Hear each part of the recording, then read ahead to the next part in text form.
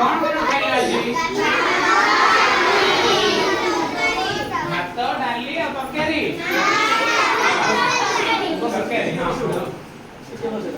आमे पिले ने मसा देखि चंदी सबु काई कोती केडी केडी जे मसा जागो एरोडा मसा देखि ना ना देखि ना देखो साइड देखो हला मसा केडी केडी छोट छोट नाही एटा चित्रडा बडडा बुझिला केडी केडी मसा छोट छोट मसा केते प्रकार मसा होची तीन प्रकार सुना पिला वाला पिला सेटा होती माने मसा एपड़ा केते प्रकार मसा तीन प्रकार की मसा गोटे होची माई क्यूलेक्स मसा कोन कोन माई एनोफिलिस मसा गोटे होची डेंगू डेंगू की एडिस मसा तो ओ मसा कामले डेंगू होची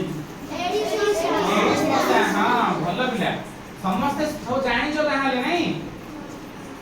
डेंगू जरा के मसा कामले होची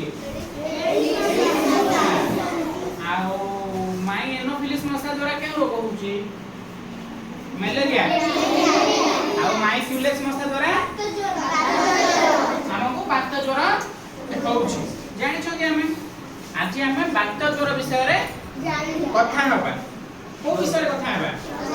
बात ज्वर अच्छा बात ज्वर माने कोन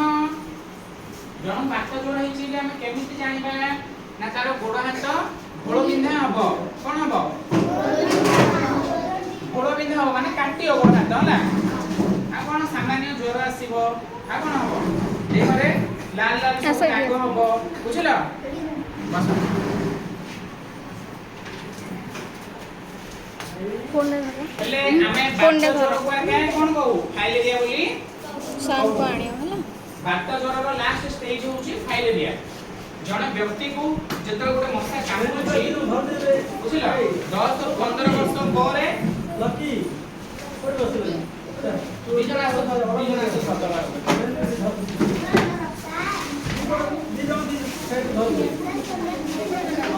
हेले माई क्यूलेक्स मशा द्वारा केउ रोग हुए क्यूलेक्स मशा द्वारा बात ज्वर माने फाइलेरिया रोग हुए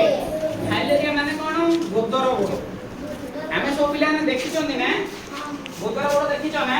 गोडया सब मोटा मोटा हे जाइछियो कार साइड रे बापा मां हमर हे जाइछियो देखि चंदी ना आमे के देखि छ कहीं हाथ टेकिलो